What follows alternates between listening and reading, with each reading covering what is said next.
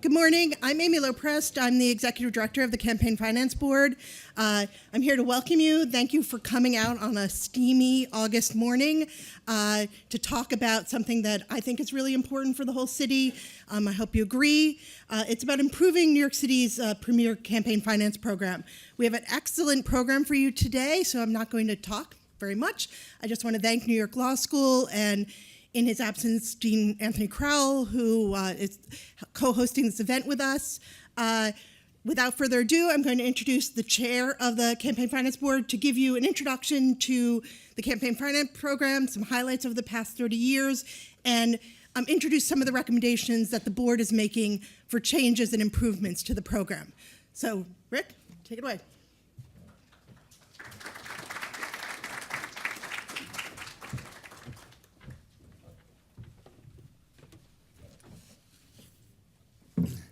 Good morning, and thank you to our hosts at New York Law School for helping us put together this interesting and important discussion.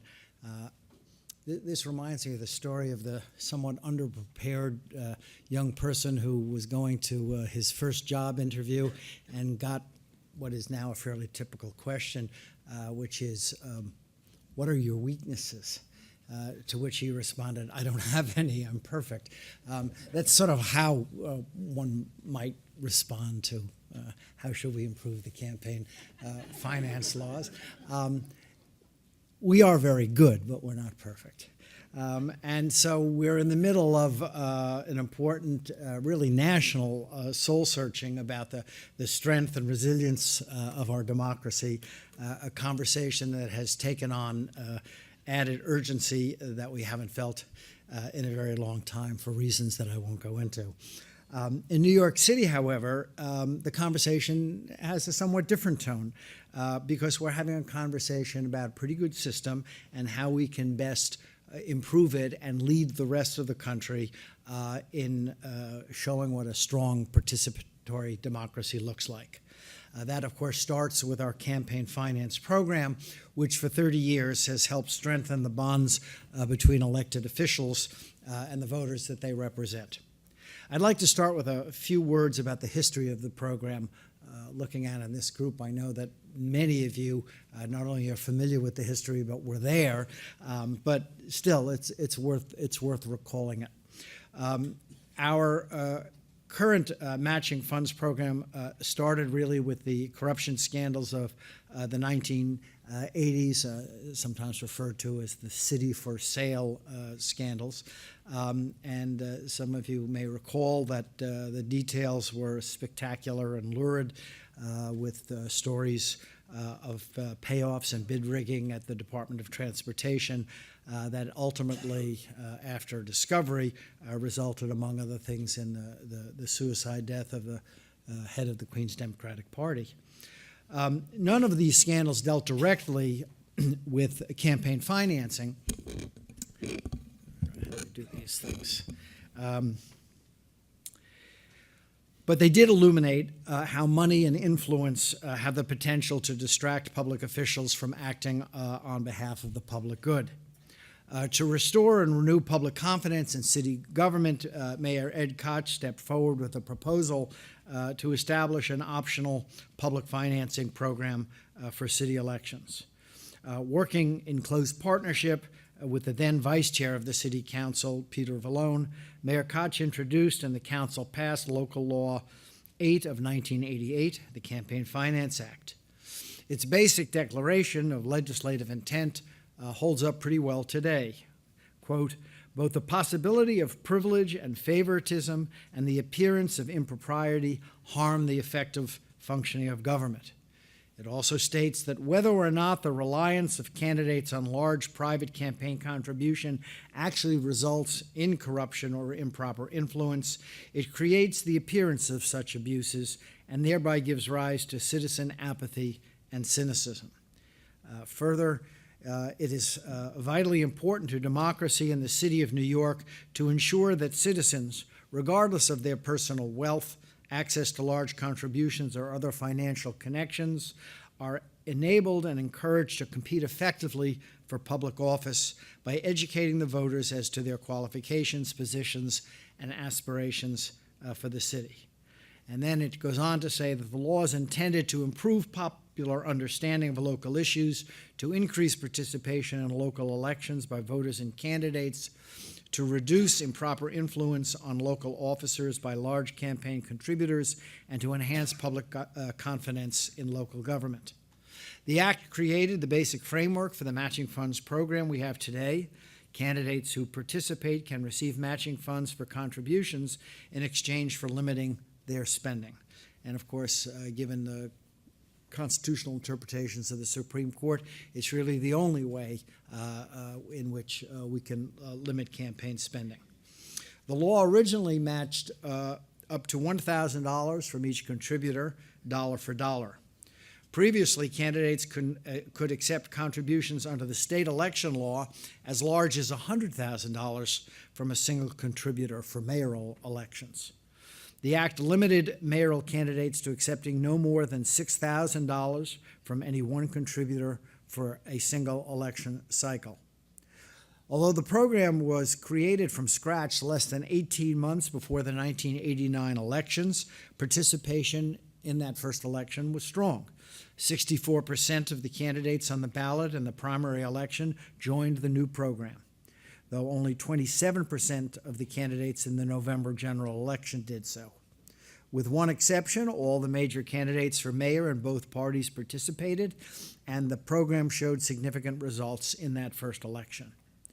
The board's analysis after that election showed that the program helped generate a substantial increase in the number of contributors to candidates for office and effectively reduced participating candidates' reliance on a relatively small number of very large contributions.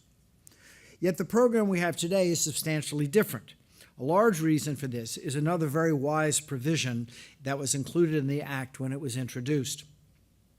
A mandate that the board take a close look at the program after each citywide election, review its impact on the way campaigns are conducted, and make recommendations to improve the program. Time and again, these reviews have provided the basis for further reforms to our campaign finance system, as the City Council, or on a few occasions, a Charter Revision Commission, takes up the proposals of the board and ensures the system remains responsive and relevant to the changing political environment. As part of the board's review in the 1997 elections, after the 1997 elections, the board noted that the one-to-one matching rate was too low to serve its intended purpose. It didn't do enough to reward candidates for seeking smaller contributions. In response, the City Council took the first step in transforming the program by passing a law in October 1998, increasing the rate to 4-to-1 for contributions up to $250 for candidates who chose to forego corporate contributions. At the same time, a Charter Revision Commission appointed by Mayor Giuliani placed a question on the ballot prohibiting candidates from accepting corporate contributions, which was approved by the voters. In response, the City Council passed Local Law 21 of 2001 and codified the 4-to-1 match for all participating candidates. This innovation, the multiple match for small dollar contributions, has become a model for jurisdictions all over the country, seeking to reform the way their elections are financed. It fueled a further transformation in the way candidates for city office raise funds, providing incentives to focus on small dollar contributions, and truly provided a platform for New Yorkers without access to personal or institutional wealth to mount credible campaigns for office. The 1998 law that first introduced the multiple match also lowered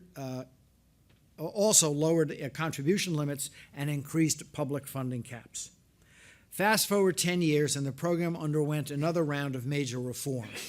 Thanks to the leadership of former Council Speaker Quinn, who is one of our panelists today, the Council passed legislation strictly limiting pay-to-play contributions from contractors, lobbyists, and others seeking city business, banning contributions from LLCs, and increasing the matching rate to 6-to-1 to further boost the incentive for candidates to rely on small dollar fundraising. That reform showed great results. So-called doing business contributions, which once represented as much as a quarter of all candidate fundraising, shrank to a mere 2%. Subsequent reforms added disclosure of independent expenditures, which was proposed by the last Charter Revision Commission, approved by the voters in 2010, and subsequently strengthened by the City Council. As a result, there is nowhere for dark money to hide in city elections. Well, here we are again, reviewing another election and looking towards the future. The mayor's call for further reform and the deliberations of the Charter Revision Commission he appointed have set the stage for our regular post-election review and our proposals to strengthen the program. It is a reminder that the work is really never done. So let's engage a little bit for a moment in an analysis of the results of the 2017 election. Because it's these facts which help frame the proposals of the Campaign Finance Board. First, with respect to participation. In 2017, as in each election cycle starting with 2001, the vast majority of candidates running participated in the matching funds program. Compared with 2013, there was a slight decrease in participation in the primary elections from 91% to 82%, but participation in the general election remained level. With most competitive races in the primary, that is an important number to watch. The last time participation in the primary election fell under 90% was 2005, another election that was dominated by incumbents the way 2017 was. Next, with respect to small dollar contributions. The vast majority of those who give contributions give in small amounts. Overall, 3/4 of the contributors to all candidates in the 2017 elections gave $175 or less. In 2017, this was also true for the mayoral campaigns. 73% of all contributors to mayoral candidates gave $175 or less. This is good evidence that the small dollar multiple match does encourage candidates to go out and build a broad base of small dollar contributors from around the city. There's a caveat, however, the role of large contributors. It's clear that large contributors still play a role. For council candidates in 2017, 81% of all contributors gave $175 or less, but those contributions made up around 30% of overall fundraising. Not a bad number. A small number of contributors gave the maximum $2,750. Those contributions comprised 17% of their total. However, the picture is quite different at the mayoral level, where candidates are more reliant on maximum contributors. In the 2017 election cycle, more than 13,000 people gave small contributions to participating mayoral candidates, compared to only 650 who gave a maximum contribution of $4,950. However, those maximum contributors made up 45% of the private fundraising, even though there were nearly 21 times the number of small contributors as large donors. In the run-up to the most recent mayoral election, there were plenty of questions about favors and access granted to large dollar contributors and campaign bundlers. If nothing else, the conversation has demonstrated how public perceptions about the relationship between candidates and their big dollar campaign contributors can impact New Yorkers' view of their government. So, looking at these facts, the Campaign Finance Board, and looking ahead to 2021, has proposed a series of recommendations to strengthen the program for the next generation of city leaders. The Matching Funds program has been successful here in New York City, with established candidates and first-time challengers alike relying on the program to help them build competitive campaigns for office. Our analysis shows that the program decreases candidates' reliance on big money contributions while helping to develop a broad, diverse base of small dollar contributors in every neighborhood across the city. We believe that enhancements to the program can ensure that the impact of small dollar contributors is felt as clearly in elections for citywide offices as it is in the city council races. We all have an interest in making sure the voices of regular New Yorkers are heard in City Hall, and we are therefore recommending a package of changes we believe will make the program better for all city offices and further reduce the influence of big money in New York City. So what are these recommendations? First, lowering the contribution limits. It starts by cutting the contribution limits in half to decrease the influence of those maximum contributors and increase the relative power of those who give small contributions. We recommend lowering the contribution limit from $5,100 to $2,250 for citywide offices, from $2,950 to $1,750 for borough-wide offices, and from $2,850 to $1,250 for city council seats. Lowering contribution limits across the board will help small dollar contributors play an even larger role in city campaigns. Given the demands of raising a large amount of money to run for mayor and for other citywide offices, it is no wonder that candidates feel it is most effective to pursue the largest contributions to fund their campaigns.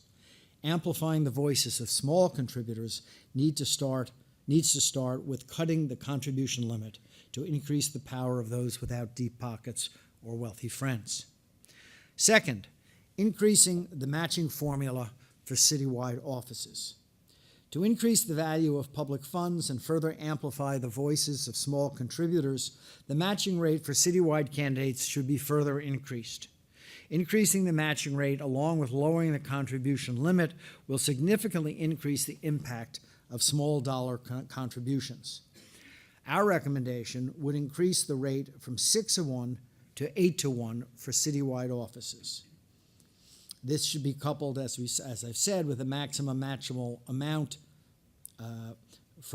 increasing that from $175 to $250 for those offices. Our analysis shows that these two proposals in combination will change the balance of private to public funds for citywide offices. Third, increase the public funds cap. We propose increasing the amount of public funds available to campaigns by increasing the public funds cap. That cap is currently at 55%. We would propose increasing it to 65%, thereby allowing candidates to increase their reliance on small dollar contributions and public funds. At the same time, it would also allow candidates some flexibility to raise and spend private monies in advance of receiving matching funds. Under the Campaign Finance Act, most public funds are paid only after the ballot is finalized, which is a little bit more than a month before the election.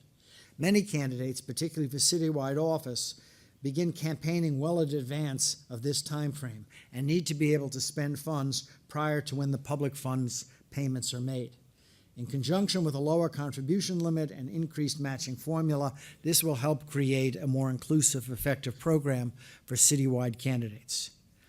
And fourth, make it easier to qualify for public funds. To empower more small dollar fundraisers to run viable, competitive campaigns for city office, we support lowering thresholds for participating candidates running for citywide office. In order to qualify for public funds, candidates in the program currently must meet a two-part fundraising threshold. Mayoral candidates must raise $250,000 in matching claims, with 1,000 contributors giving at least $10, while candidates for public advocate and controller must raise $125,000, with 500 contributors giving at least $10. Lowering the thresholds for citywide office would make it easier for grassroots candidates to meet the threshold earlier and run viable campaigns. We propose thresholds of $125,000 for mayor and $75,000 for public advocate, which will allow more candidates to engage in competitive elections and give them the ability to qualify for public funds earlier in the election cycle. But in order to ensure that candidates running for citywide office are reaching out to voters across New York City and to maintain the rigor of a lower threshold, we propose adding a new geographic requirement. In addition to meeting this two-part threshold, candidates for any citywide office must collect at least 50 contributions from each borough to qualify for public funds. Another way to increase equity in the program and lower barriers to participation is to allow contributions of at least $5 to count towards meeting threshold. Currently, candidates must raise contributions of at least $10 to meet that threshold. We have heard feedback from candidates, particularly from those in less wealthy neighborhoods, that $10 can actually be too high for lower-income voters who want to give to a participating candidate but are struggling to make ends meet. Lowering the contribution threshold to $5 is a way to make the system more equitable. In conclusion, we believe strongly in the framework of this system. It has made New York City elections fairer, more participatory, more competitive, more inclusive. That's why it has inspired cities and states across the country to adopt similar systems. Would that it would inspire the federal government. It is by no means perfect. That's why we're here today. I thank you for taking part in this panel discussion, and I'll ask Dan Cho of the Campaign Finance Board to introduce our panelists. Thank you very much.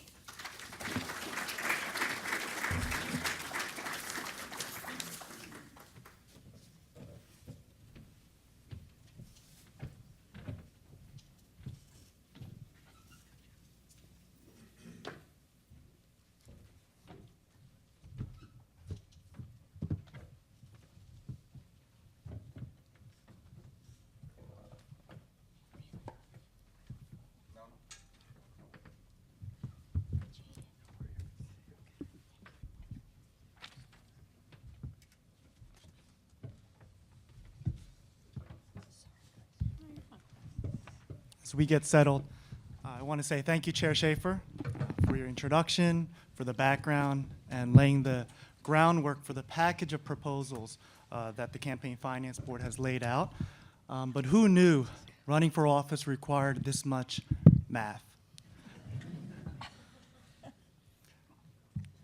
So I'll start rewinding back to 1988. Again, Chair Schaefer's introduction stated the Mayor, Ed Koch, signed the Campaign Finance Act into law. He stated it was the most fundamental reform of the political process ever enacted by the city, and that it would achieve a more equitable and open system of financing candidates for elective office. We are at an opportune moment. This year marks the 30th anniversary of the signing of that law, the principles of which still hold very true today. Combating the corrupting influence of big money, and mainly providing the means for civically engaged, organized, and passionate individuals to run for office. At the end of this month, the CFB plans to publish our legally mandated 2017 post-election report, which presents our recommendations for the next elections. And as recently as this past Monday, we also received inquiries from other jurisdictions, such as Denver, San Francisco, on how they can improve their systems in publicly funding elections. And just last month, our office hosted staff from the Washington, D.C. Office of Campaign Finance as they begin to implement a similar system down in Washington. Lastly, it's about people. Many of us are already planning ahead to 2021, when voters will elect new leadership. All 3 citywide offices will be open, all 5 borough presidents will be available, and 36 open seats. Today is an opportunity for our distinguished panelists and civically engaged New Yorkers to share their firsthand experience running for office and seeing the effects of the city's landmark campaign finance program. I'm eager to hear from them how the current proposals to improve the program may or may not work. And we will also discuss ideas that might be missing in the current narrative. I would like to introduce former public advocate Betsy Gotbaum, if we can give a round of applause. Former council speaker Christine Quinn. Current council member Ritchie Torres of the Bronx. and current Councilmember Eric Ulrich of Queens. And before we start, I want to acknowledge you. I spoke about people, the audience, who we hope at the conclusion of today's breakfast will walk away with a new perspective of the intricacies of our program and be able to discuss our ideas in your communities, with your community leaders, with your elected officials. The Matching Funds program belongs to us, and it is an investment in a government that represents the interests of everyday New Yorkers. We're also joined by a live stream as well as on Twitter. So if you want, you can tweet at us at NYCCFB.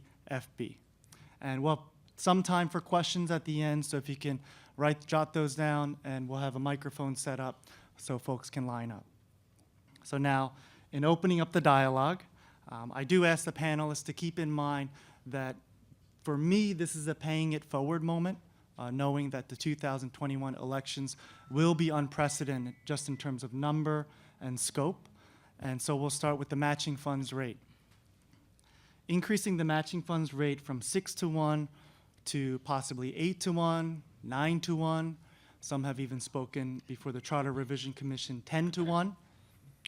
And running for office often becomes a question of resources, whether a campaign appears financially viable to get their message out and garner enough votes.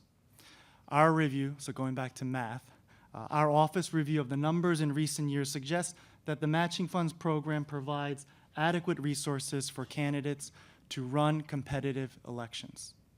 So since the panelists here have all run for office with public funding, did the rate at which the individual private contributions were matched from New York City residents affect or influence their abilities to raise those private contributions and receive public funds? And I'm going to start geographically in the Bronx with Councilmember Torres.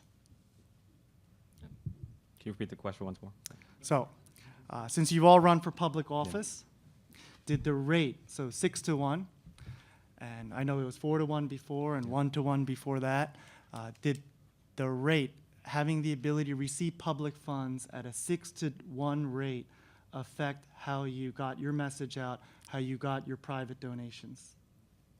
I found that I had sufficient resources to run a campaign, but with a caveat, the cost of running a campaign, it seems to me, could vary widely from council district to council district.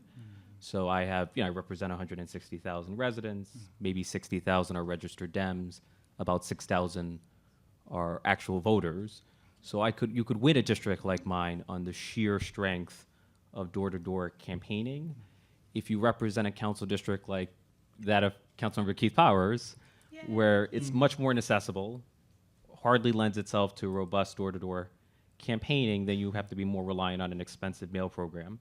And if you have a council district that has a much wider mail universe, if you're mailing to 30,000 voters as opposed to 10,000 voters, it's going to be much more expensive. So I did find that I had sufficient resources, but my experience is not representative of the city at large. And if you add into that the rent for an office, right, in places like Manhattan or Brooklyn Heights or whatever, it's just very different than other parts of the city. So I think that's a really good point to raise.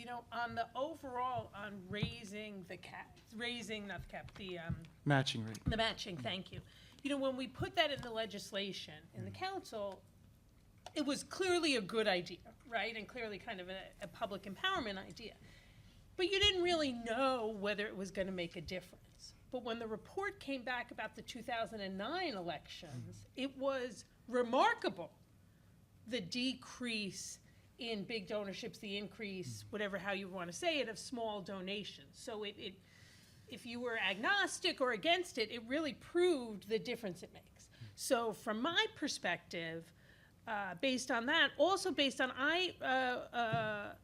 when I was running for mayor, heard people say, as they were trying to raise money from other people, and the first $175 gets matched to X. Like people who were helping us raise money, I heard them say that to others. And also when I would call people and ask for money, they would say, does the first $175 gets matched? Right? And I would say yes. So from my perspective, You know, if you can get it 10-1, good. The more you can get it, the better, because the vision is, from my perspective, the vision always was, how do you set up a system where a local tenant organizer or a Little League parent can run for office based on the tenants in the buildings or in the members of the Little League, and raising the match helps that happen. And that pitch is very unique. And I would say in New York City, as a resident, it's a badge of honor that I think we should figure out how to sell and how to get more community leaders elected to office. But I want to pivot a little bit to Ms. Gotbaum running for a citywide race, public advocate. She did raise in 2001 and 2005 the most private contributions in terms of dollar in her competitive elections, at least in 2001, very competitive. So looking at it from council, now more citywide, any thoughts there? Well, yeah, I have lots of thoughts. It was the first time I'd run for office, and I was running against, I think it was 7 other people. Yep. Who had. It was a huge field. Thank you, man. Yeah, it was huge. And because of that, and because I'd never run before, I had to, in the beginning, I made a decision with some help from some of my advisors to raise as much big money as I could. Because, one, it takes a long time for the match to come in. And I'm not criticizing CFB in any way, it's just the way it is, and there were so many people running. So what I did was I raised a lot of money in the first 6 months, and most of it was $4,500, I think matched. Now I'm so confused 4 to about 1, the yeah. match. If you think I'm confused, can you imagine what people will be? One of the things I'm concerned about, and I talked to Chris a little about this, is people, I think if you put the match up terribly high, those few people that participate may start to complain. Well, is it right? Should we be doing this? Should we spend taxpayer money on this kind of an effort? I'm just throwing that out there as a point of discussion. I was very lucky because I did raise so much money in the beginning. Everybody knew I was a serious candidate. That was another point. Had I not raised that kind of money, people would have thought, well, she's never run before. What does she know? And might not have taken me seriously. I think people did take me seriously because of doing that. I'm not saying that is necessarily right. And this was now 8 years ago? I can't, more. Wow. It's more. For It your was races? 2001. Yeah, your races. I wish it was. 17 I wish it was years 8. I wish it was 8 years ago.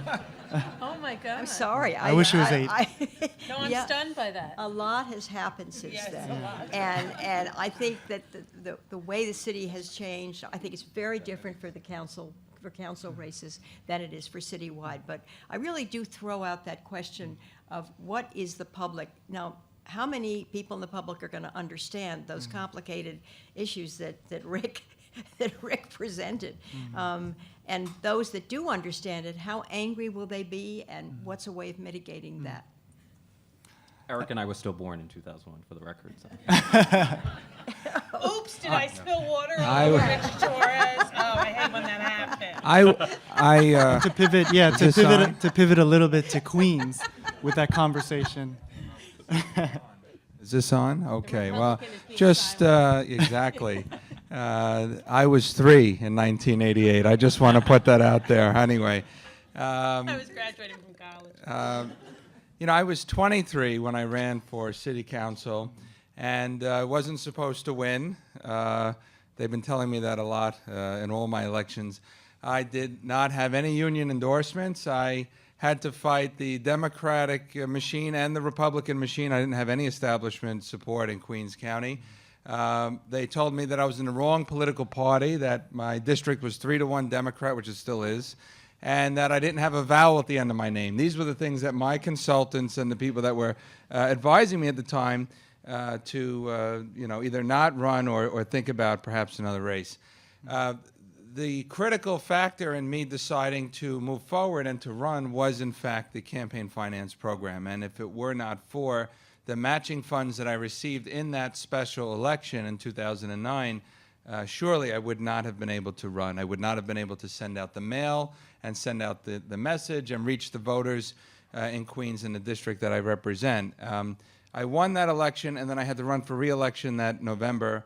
I was also re-elected I would say in large part due to the matching funds program, which was incredibly helpful in again, getting the message out. So I think that what's sort of interesting for me and in my district is that the competitive elections in my part of Queens are in November. They're not in September. And so the challenges in dealing with the Campaign Finance Board for me and maybe Mr. Powers has the same sort of situation, and Staten Island, maybe Councilmember Brannan might have the same sort of political circumstance there, is that if you are a Republican and you're running, and whether or not you're the incumbent is irrelevant, your opponents get matching funds twice.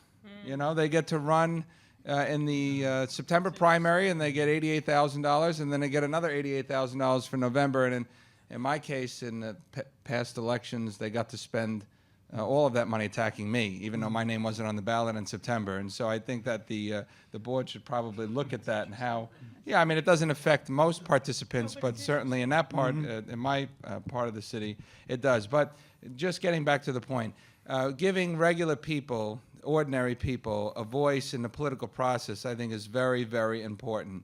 And I think one of the great challenges that we have as elected officials and as the Campaign Finance Board has is getting the word out. So many New Yorkers are just not even familiar with the Campaign Finance Program. They're not even aware of the potential that they have to have their voices heard at the local, the borough-wide, and the city-wide level. And so I think that we have to do a much better job of educating New Yorkers and spreading the information about the Campaign Finance Board and the Matching Fund Program, not only for people who want to run for office, but for ordinary New Yorkers who are frustrated with the direction of the city or not happy with their community or the direction that their community is going in, and that they can actually do something about it, and that their money counts for something, and that their voice really matters. And I think that that is something that perhaps we can talk about later in the discussion. Yeah, definitely. Any recommendations as far as getting out the information, because everybody goes to work for the most part. Hopefully everybody votes, but not everybody donates. And then that gets to an education perspective on knowing that this amplification of their voice, their $1 up to the limit of $1.75 at this point exists. But Councilmember, if I can touch a little bit about, you ran for state senate in 2012. Don't remind me. And there was a lot of money there, and it's a different system. Yeah. And then you also entertained, and I won't remind you, but you also entertained a run for mayor last cycle. That was entertaining too, yes. But that was more entertaining than the run for state senate, that's for sure. But looking at the state senate fundraising, and I'm sure you went back to the same donors, same neighbors, and figuring out the fundraising pitch. Was there a difference in your messaging, similar to maybe a federal candidate that has to spend about 20 hours a week on average, we've heard, dialing for dollars and hitting up the highest contributors? Was there a difference in your campaign or in your direct approach? Yeah, Albany is an awful place, let me just say that. And running for state office, I tip my hat to those of you who have done it or those of you who have served in Albany. God bless you. You're a better person than I am.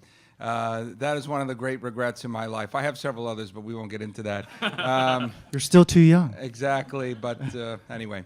So, yes, I ran for state senate in 2012. The majority leader at the time, Senator Skelos, was, like Senator Flanagan, very concerned about the slim majority that they had, and my district was a district that was represented by a Republican for 20 years. In fact, the reason I'd run for city council was my local council member, Joe Adabo, was elected to the state senate. He defeated Surf Maltese.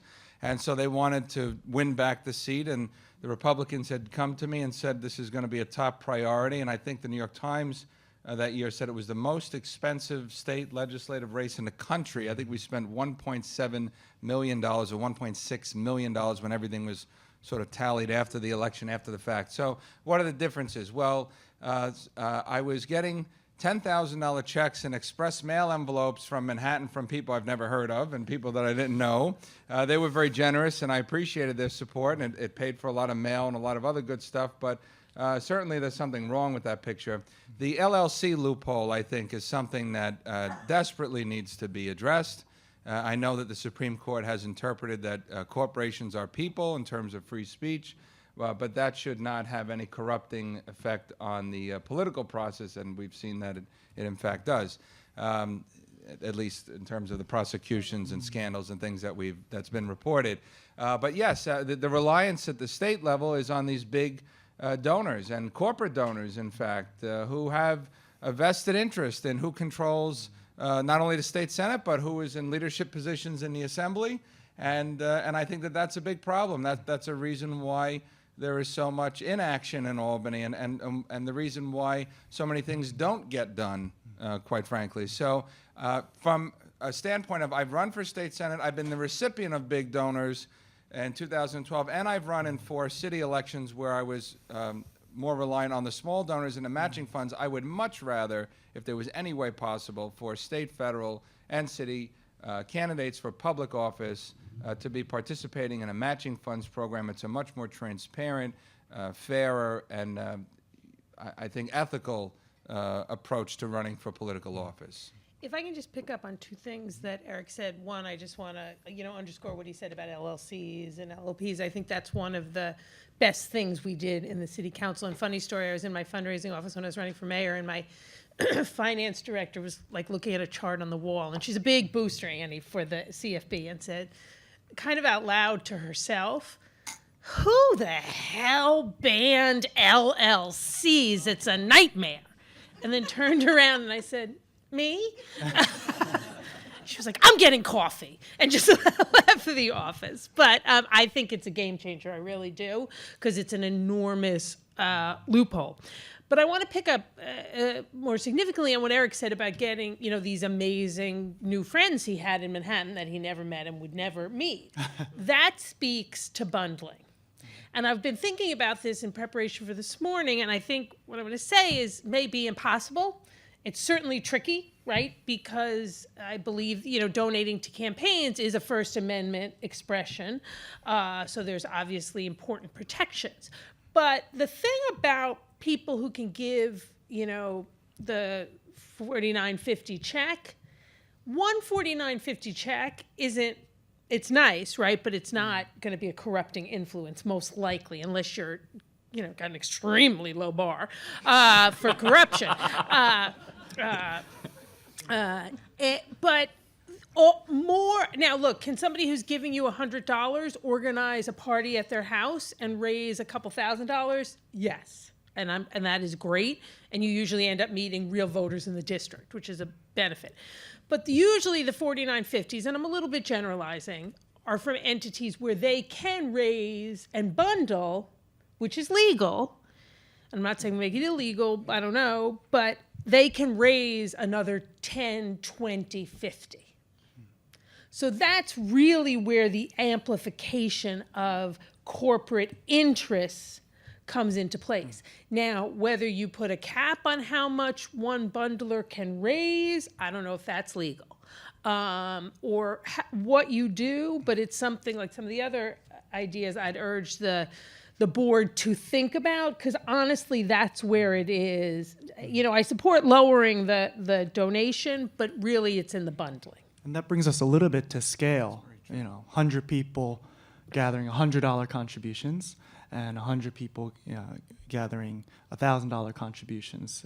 And that pivots a little bit to the contribution limit discussion in cutting that down by half. Currently, let's just for round figures discuss $5,000 for citywide, and the recommendation on the screen was around $2,000. And so if you get 100 people to give $2,000, similar to 100 people giving $100, maybe the scale in that gap narrows a little bit as far as influence. But with the recommendation to lower, I do want to jump to Councilmember Torres. You recently tweeted in support of the lower limits after the Charter Revision Commission's preliminary report came out last month. Hopefully you remember, sorry. But what considerations are there, or what do you think about going from anywhere from 5,000 to 2,000 as far as the cap is concerned? Although it seems to me, I actually would encourage the board to be bolder, because if some of these improvements do feel incremental, I do support the Kalo's proposal, which is 100% match. I feel we should even though we do have a system that empowers more donors through matching funds, as was shown earlier, there continues to be a heavy reliance on large donations, right, accounting for 50% of mayoral elections. And it seems to me one of the solutions to minimizing the power of bundling is dramatically lowering the contribution limit, right? If I as a citywide elected can receive a $5,000 contribution, one of my bundlers could easily collect 20 checks. That's $50,000. If the contribution were $500, that's $5,000. So I think lowering the contribution limit would dramatically minimize the power of bundling. I think it would create a system that is purely powered by small donations, and the political context in which we're living should not be lost on us. Right? I think we've seen an emergence of new candidates like Alexandria Ocasio-Cortez, who are largely running on a platform of confronting money in politics. There's something of a millennial outcry against excessive money in politics. And if the Mayor's Charter Commission were to radically reduce contribution limits in response to the national zeitgeist that's taking hold, I think it would be a legacy achievement for the mayor. I just want to agree with that, because it's funny, when I did the prep call for this with the CFB, I was like, on lowering the cap. Of course, I'm for it, but I didn't really think it was going to make that big a difference, because you can still bundle, and even folks who were limited to 250 because they're lobbyists or doing business with the city or whatever. It would be, I think, useful for the board to cross-reference how many of those individuals, or more accurately, because I think there's bans on that, but how many people who gave 250, right, who were limited out because of their status, how many of people in the companies or entities they were with bundled for the same candidate? Because that absolutely happened. I mean, our campaign asked people, well, you're out, can you bundle? So there's always, even if you lower it the way you're talking about, there's ways around it, because there's so much access to money. So if it's 2,500 or whatever you said, they'll just double the people they ask. So I think, Ritchie and I guess Ben, that's something really worth exploring if you really want to cut down on bundlers, and that is a way to do it that clearly won't run up against the First Amendment. If I could just add, one of the things that I wish the Campaign Finance Board would differentiate in the program, and perhaps this is there's a legislative remedy here, is the difference between people who are doing business with the city.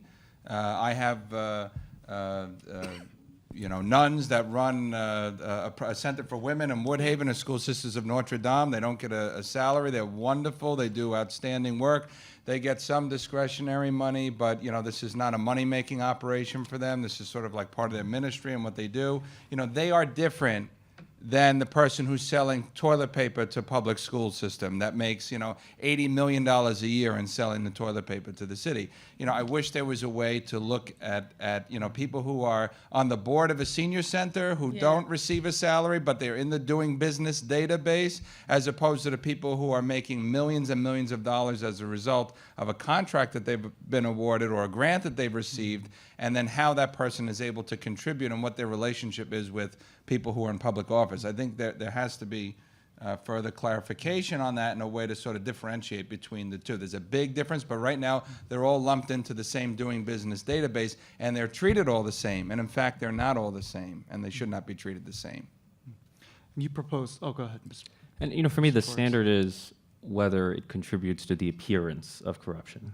Like, I actually believe that we have a clean system at the city level, but the fact that we as elected officials can raise substantial sums from industries we regulate, or in the city council, we have a long tradition of deference to individual members, and that tradition has been taken to new extremes, where an individual council member has veto power over a land use item that could be worth hundreds of millions, if not billions of dollars. And a member could, I'm not suggesting this happens, but the fact that it's even a theoretical possibility is problematic. A member could leverage the power you have over the ULURP process to extract sizable contributions. And so why not foreclose that possibility? Right. And when on those land use deals, there is like a limit right before some, you can't give once you're at X stage, in the land use process. But these kind of developments, look at Win, Women in Need, where I am now, we are, build shelters and supportive housing. I know we have stuff in our plans now that's not going to have a shovel in the ground for 4 years. Right. So trust me, big, developers who are building, 50, 60-story things want full rezonings. They know well in advance of whatever that cutoff is, which speaks again to what you and Ben and others are talking about. So with the understanding that I think we have a great panel, if everyone can, we're at the halfway mark, give another round of applause. Okay. But with the understanding that each of you speak to real people as well, right? Speak to people in your neighborhood as you ran for office or as you're right now meeting constituents. Do they think government is for sale? And this is pivoting still to the contribution limit. Is there a difference between somebody who gives $100 or a group of $100 contributions and those that can give $4,950 or $5,000? Do you hear that in your neighborhoods, even in the not-for-profit circles? Yeah, I mean, look, I think we have to remember it's particularly amplified now because of the federal government, right? And people don't always differentiate between what the government is. But, there have been numerous front-page articles about the city and situations where X gave Y and X got Z. So it's not like that hasn't been in the city realm. It has been. So I think people absolutely think that. Now, I don't know that if somebody raised that with you, they could say, and I base that on the Daily News article, right? It's just, like you said, a zeitgeist. It's where people are sadly, and I think they're sad about it, at the moment, and anything that can be done to focus folks, to give them hope about how great New York's system is and how much better it could still even get is a good thing, because I think that the impact of President Trump, the impact of those, Daily News Post covers, New York Times, whatever, is it makes people feel hopeless. And we actually have a system that is not perfect, and we're talking about how to make it even better, but should give people hope. And I think at this time in the country, we have an even more of an obligation to get that out there.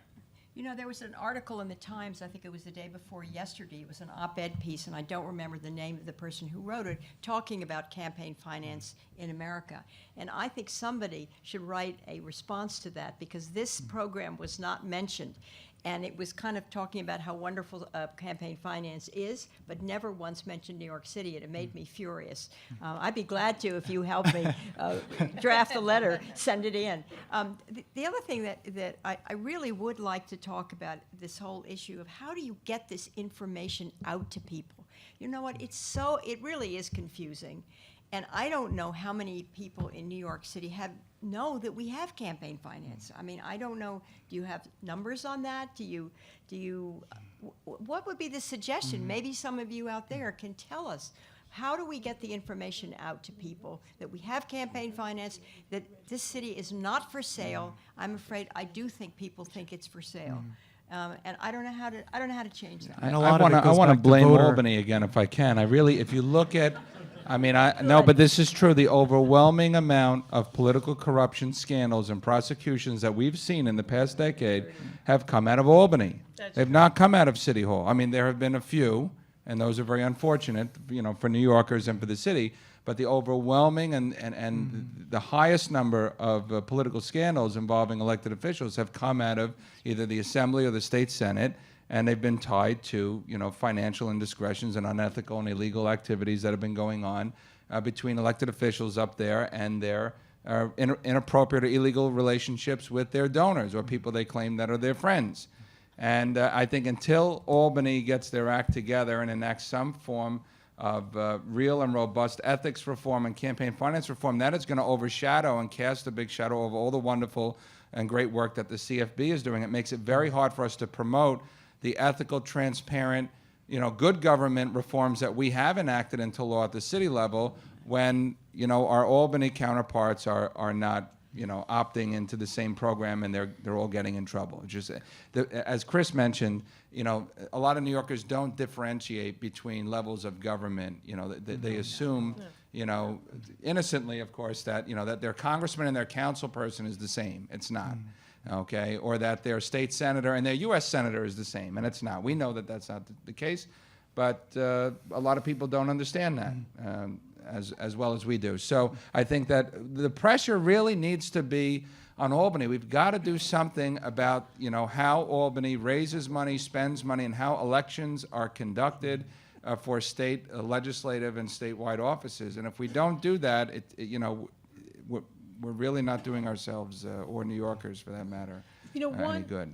I agree with everything Eric just said. One model to look at that we might be able to, use to distribute information about the CFB is, and I'm not going to remember the details perfectly, so hopefully Ritchie and Eric can chime in, but the Councilmember Van Bramer passed a law or laws around library cards and making sure that when New Yorkers are registering, signing up, getting information about other government services, whether it's a taxi driver at TLC or registering a child for school, they get an application. And apparently it's been quite successful in increasing the number of library cards. So since we have that model already, maybe we could add into it information about the CFB. Maybe it's both for potential candidates and participant, At the time of voter registration. Yeah. So just to add that in, since we're already giving stuff out. And I feel like there is Albany aside, or Albany up there, there is something at the grassroots level that you touched a little bit about, Councilmember Torres, that there are a lot of organizations, not-for-profits, community groups, that are getting the community leaders together. And I think we have to utilize that partnership where they're going to be the ones that help the next Ocasio, the next candidate that's going to run in 2021. So I think there's a partnership opportunity there for the government, CFB, the council, to work with them. Okay, let's. I want to thank the CFB because they are part of the effort that went on last year, where we registered voters in our shelters, and that was was a great first start. We hope to build on it, but that was great that they went out to the shelters. Okay, so let's pivot quickly to the qualification thresholds. So we saw a little bit about the models as far as the program working at the city council level, that candidates can reach the threshold, can receive the maximum public funds. And even somebody like Councilmember Ulrich, in your 4 races, you received maximum public funds. But at the citywide level, Ms. Quinn has been the only mayoral candidate ever to max out in public funds. And so the thresholds right now, discussion is to lower from $250,000 in terms of the matching claims, match amounts, down by half to $125,000. So that from a dollar perspective, to get any public funds, forget about the max for a citywide candidate, we want to see that access, that ability opened up a little bit. Is there anything, anybody from the panel, maybe even Councilmember Torres, you're already registered with the Campaign Finance Board, possibly for a future race, running at the city council versus running for a higher office. Any thoughts there? Make news, Ritchie. Tell us, Ritchie. Early We retirement. have press. We have press coverage here. I'm going to Albany. You know what? You could make a big difference, but I don't wish that on you. But basically, how can we make the program work at the citywide level as it already does for the most part at city council? I feel like Chris is actually more qualified to speak about that than I am. I've never been a citywide candidate. So.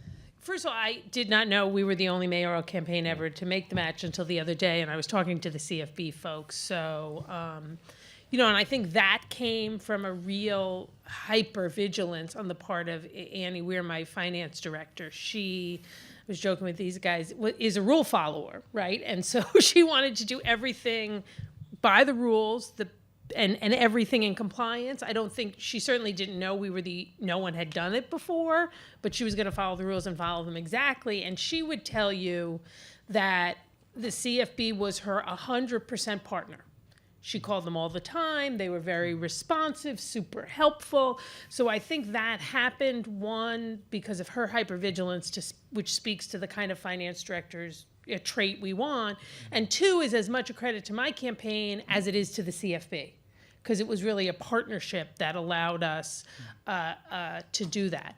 Look, the facts kind of speak for themselves. If we're the only campaign that could do that, you know, since 2000, and when did this start with the mayorals, in 89 or? In terms of max, yeah, in terms In of 80 89. Yeah. So you've had from them till, 2013, it's not working if only one person has gotten it.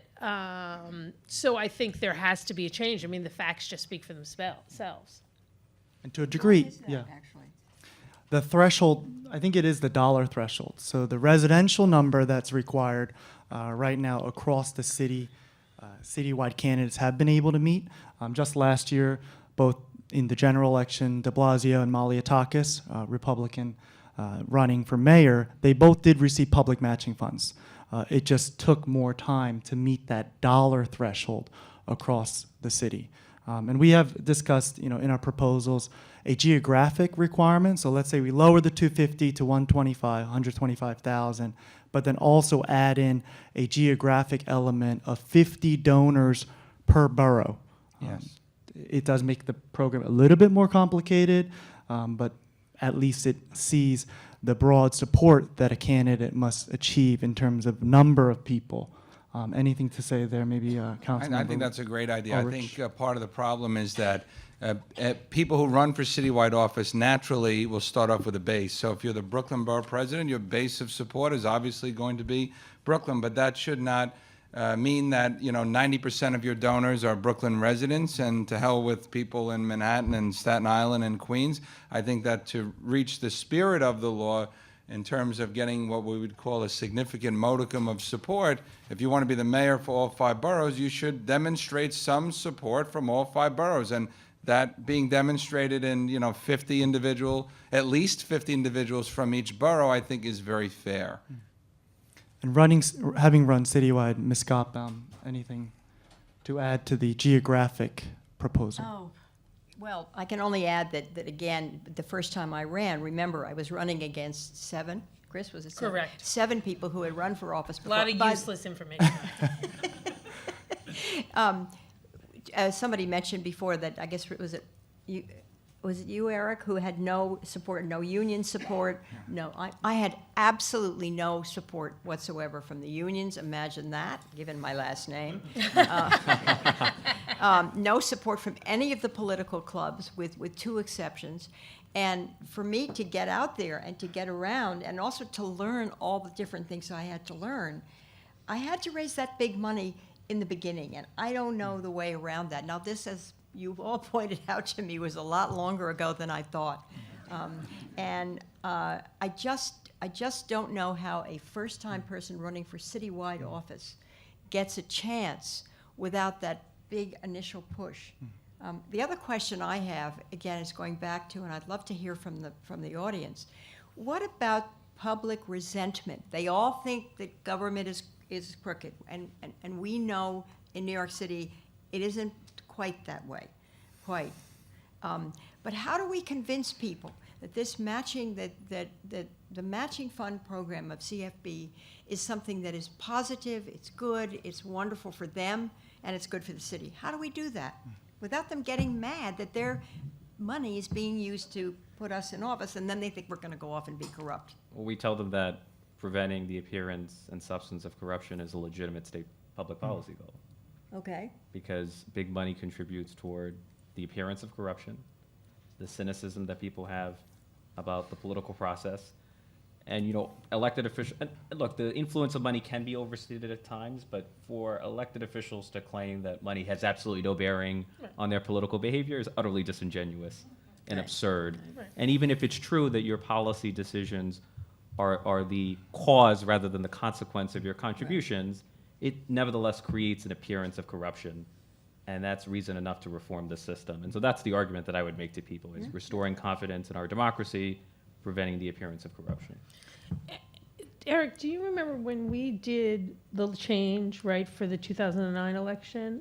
Did you get a lot of blowback in your district office? I didn't. I but- did not. The yeah. first election that I ran in was the 4-1 match, Oh, and sorry. then we went to the 6-1 match. But I don't remember significant blowback. And I told people that it enabled me to get my message out there, to talk to more voters in the district, and to not have to rely so heavily on checks from unions and PACs and big donors who, were very generous, but obviously, we were much more reliant on previously. I mean, because I think Betsy's concern is one worth talking about, but I just really realized, I don't remember it being a big issue, but. Well, I don't remember any of that.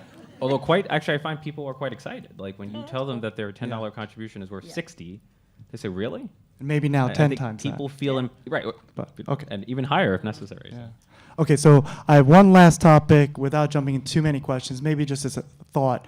It's not explicitly in our proposal. As far as the spending limit is concerned, should we keep it? Should we increase it? And when I say we, it doesn't mean Campaign Finance Board staff. It's still up to legislators to increase the amounts or change the amounts. Is there something to think about there as a program participant? Because it's all about encouraging candidates to join the program, possibly receive matching funds, and run a competitive campaign. Are they too low? Should we get rid of it? Should we increase it? Any thoughts there, especially in light of the increasing independent expenditures that could occur in the future? So you can't get rid of the spending cap altogether because that will force people out of the system. There's no question in my mind. So you have to have a spending cap. I mentioned this to you guys before. I think the spending cap, Ritchie's 100% right? That, Keith Power's district is much more expensive to run in than some other people's districts. It's no judgment on the districts, it's just a fact of the numbers. So I think there needs, which is super complicated, but some kind of scaling for the council races, one. Two, I think the spending limit for the citywide races is too low. And I'll tell you that from experience. You really had to husband your resources, and you should anyway, right? You shouldn't be kind of spending money willy-nilly, but it was to the point where it was actually constraining. And I think a lot of citywide candidates would say that. So I don't have a number for you. I think it would take an analysis, but I would raise it, but you cannot get rid of it. Great. So I think that's a good place to conclude at least my line of questions. If anybody wants to line up at the microphone with a question specific to the program, specific to our recommendations or proposals, and also make sure it is a question, please feel free to stand up. Also, just out of curiosity, just by raising of hands, how many people have run for office or participated in the program? How many people here are candidates or ex-candidates Higher. themselves? Raise a hand higher. Yeah, just out of curiosity, to see people who have run for any public office and participated in the program. Just Good. And there are potentials in the audience as well. okay, great. Good. My seat will be open, by the way. I'm just letting everybody know. I'm term limited and... Great, so we'll start here. My name is Aaron Foldenauer. I ran for City Council District 1 here in Lower Manhattan last year. And the lead up to my question is this. If you look at the instructions to any federal tax form, pursuant to the Federal Paperwork Reduction Act, the instructions to the tax form explain how much time it takes to understand the tax form and how much time it takes to comply with the tax form. That's the lead up to my question because there hasn't been any discussion today about the cost of compliance with all the rules and regulations in the program. So the Campaign Finance Handbook was modified by the Campaign Finance Board several times over the past several years. Each time it got bigger, it got longer. And of course, that is not even the law. And so when we talk about trying to get a tenant organizer or a little league coach to run for office, having gone through the process and seen the burdensome compliance aspect to it, how do you actually encourage your average Joe to run for office? I can answer, but I think let's go with the panelists. Well, Chris answered that question. She had a terrific finance chair who was really, but all my finance chair ever did was complain about all the forms. And so it's a very, very good point. And Councilmember Torres, I do know that your treasurer has always been in communication with us, and Yes, because I want no communication. The process is so painful and unwieldy. I want nothing to do with it, and I expect to receive violations, and that's why I'm wary of adding rules that are like the geographic requirement. again, some of those rules can be justified on their own merits, but the accumulation of those rules over time become unwieldy, and I'm not clear that that rule is so necessary. So I'm wary of adding more rules to the system unless it's shown to reduce corruption or the appearance of corruption. And I think that's a good point for the board to take in and the legislators, that you need to weigh. Too many rules on paper can help reduce corruption, but the other best part of the scale for all of us in this system is that rule becoming a barrier, inadvertently a barrier to participation, and that has to be weighed, against each other. And although Annie, for some bizarre reason, just was so into getting, but I do think it's a fair point, and it's certainly something I've heard from a lot of people, both those who won elections and those who did not. So it's not something inherent to the person who didn't win the election, that it's really cumbersome and complicated. And that may inadvertently put a particular barrier on some candidates more than others, and that's something we need to be mindful of. If I can just offer one recommendation, I mentioned this on the call that we were on, and also I just want to commend the person who asked the question. It takes a lot of courage to run for public office, to physically go out, collect signatures, put your name on the ballot, withstand public scrutiny. So it takes a tremendous amount of courage, and I commend you and all the candidates who have run for office. I've been in ones where I've won and lost, and some of them are fun, some of them are miserable. But the fact that you ran for office because you wanted to do something meaningful for your neighbors and your community, I think speaks a lot about you as an individual. So thank you for having that courage.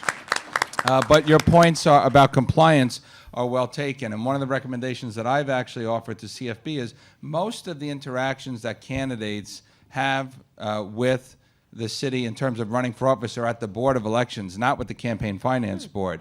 When you're filing petitions, when you're dropping off absentee ballot applications, when you're picking up voter registration forms, why the CFB doesn't have someone at each borough office at the Board of Elections to disseminate information, to answer questions, or to hold public meetings, training seminars twice a year, running for office. Come to the Queens Board of Elections on Queens Boulevard, or come to the Manhattan Board of Elections, in January, 6 months before. So people are thinking of running for office, or see an advertisement in the local paper, or see an ad on Facebook, might be inclined to go and ask questions. What is matching funds program? How do I qualify? What's this all about? I heard about it on the radio. I'm interested, or I'm thinking of running for city council, or borough president, or what have you.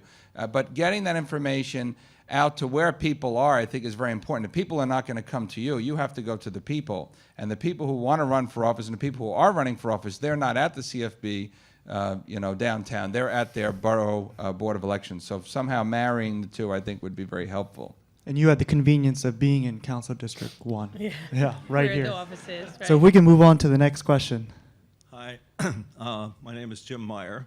I have never been a candidate, but hearing that the councilman from Queens is term limited out, would like to talk to you after about moving to your district.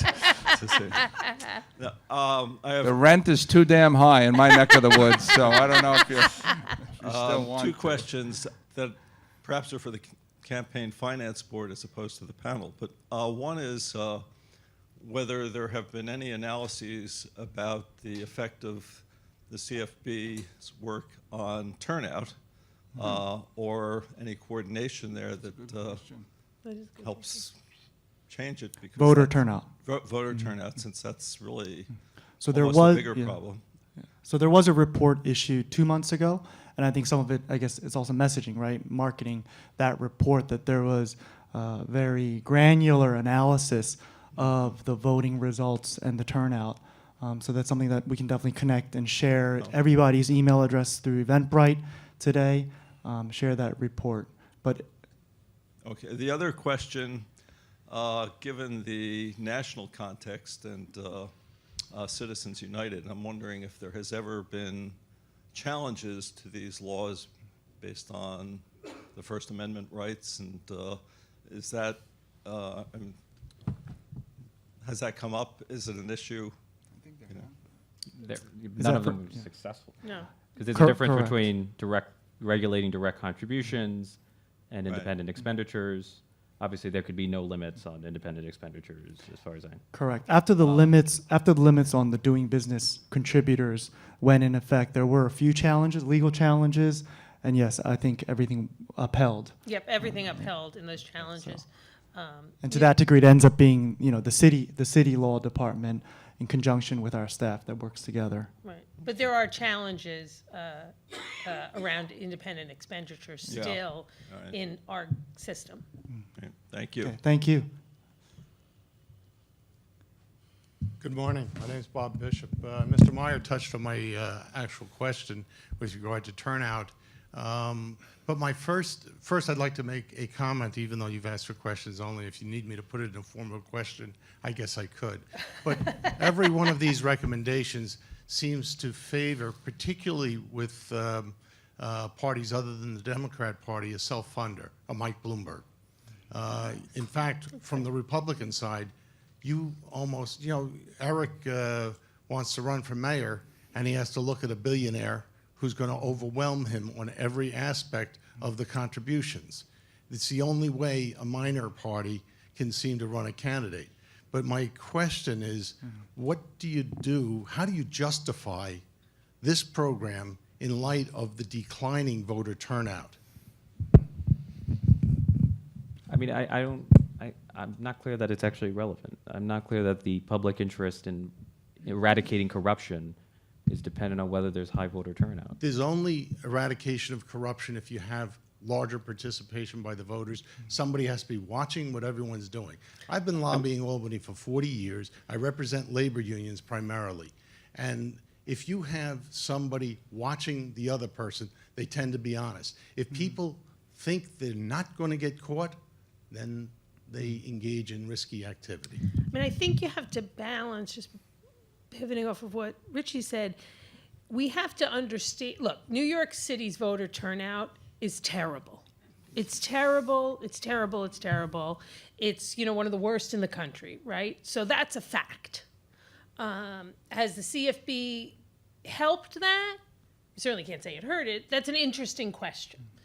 But you also have to remember that what the CFB is fighting against is the reality and the impression that government is still for sale.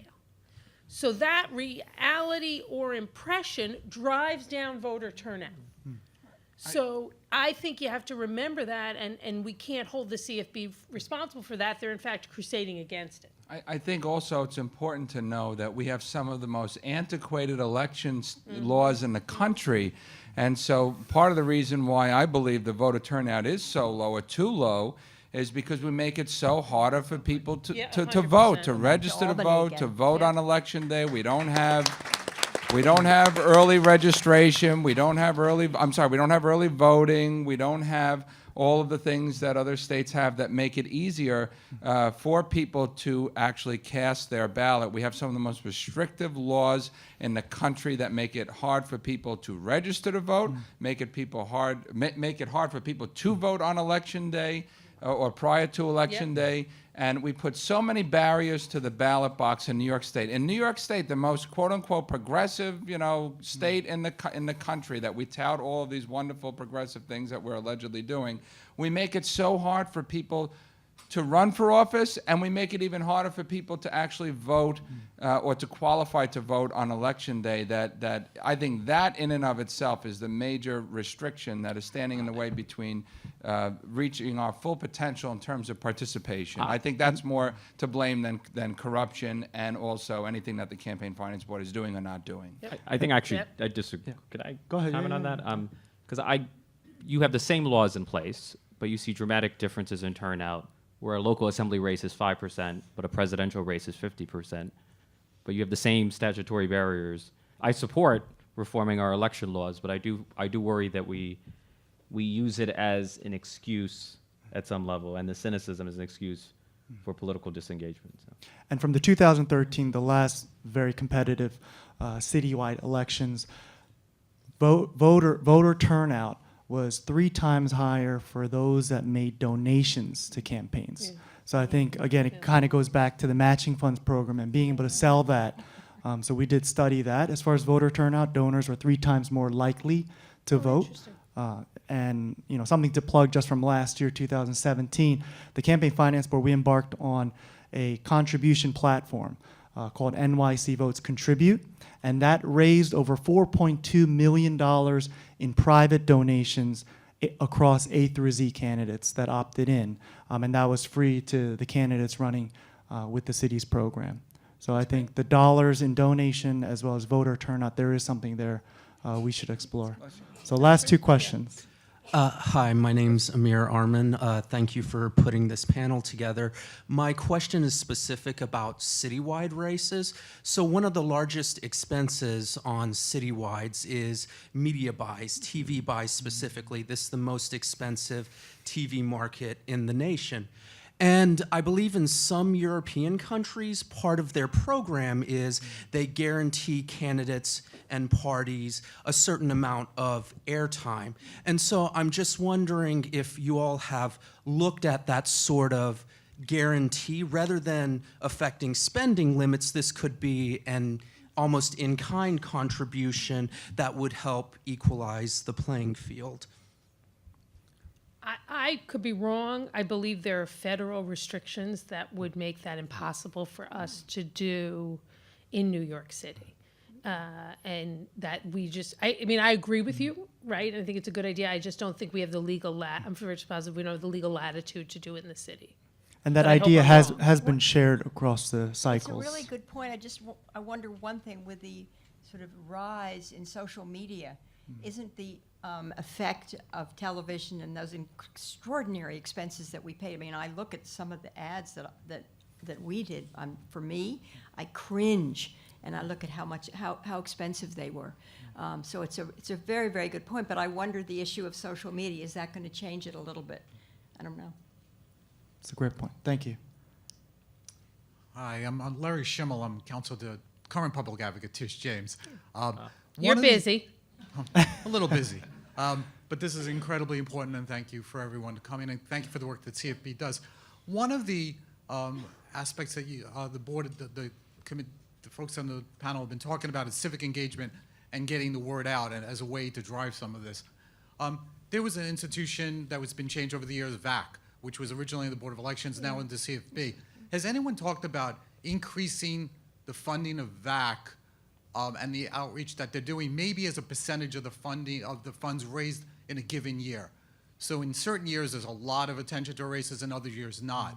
And the amount of work that you have to do at CFB and the work that VAC does or should be doing is limited also by funding. So just wanted your thoughts on that. So when you talk about funding, the money's raised by candidates? No, the money that VAC and CFB may have in order to push out the messaging about campaign finance In general. Yeah. And So civic the participation. Voter Assistance Advisory Committee is now within the Campaign Finance Board, and that was a change in the last 8 years. And so the key is that we are all within the same office and city agency, but it's a resource question that we are typically known as a regulatory agency for campaign finance and disclosure and public matching funds, and to connect the dots with the voter engagement work that we do, I think is very important. As far as the exact budget differences on either side, I'm not familiar with, but I think it is something we can work on. But if there's anything with the Voter Assistance Advisory Committee to discuss? Yeah.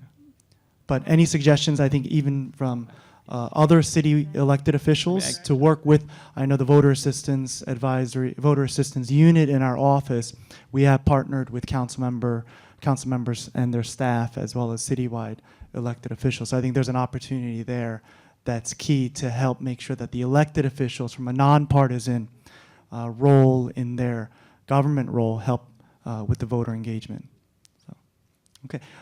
Any last words as we wrap it up? And I have two things, but we do want to wrap it up. There is a stated council meeting today, so very busy and Nothing controversial.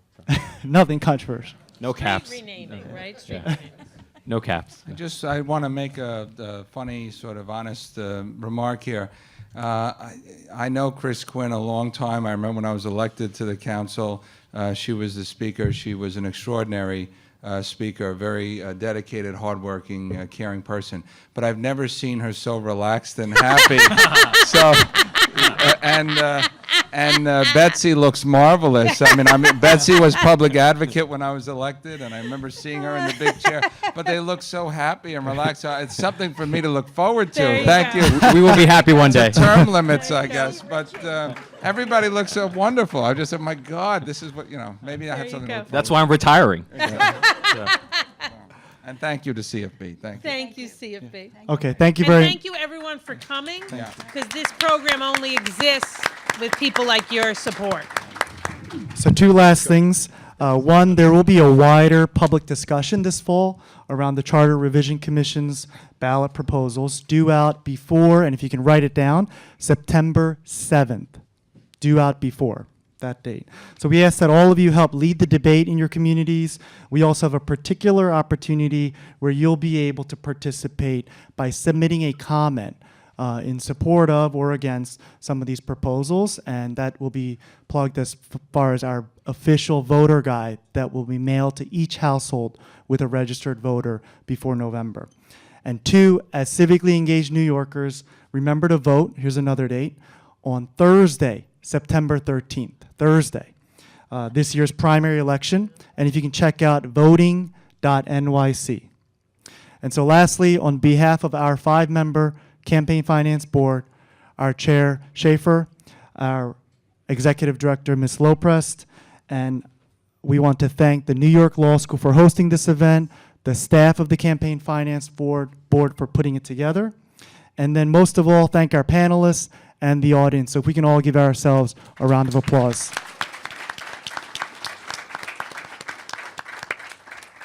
So the future state of money in politics hopefully is good with this crowd, and if we can work together and go back in terms of the people. So I thank you very much.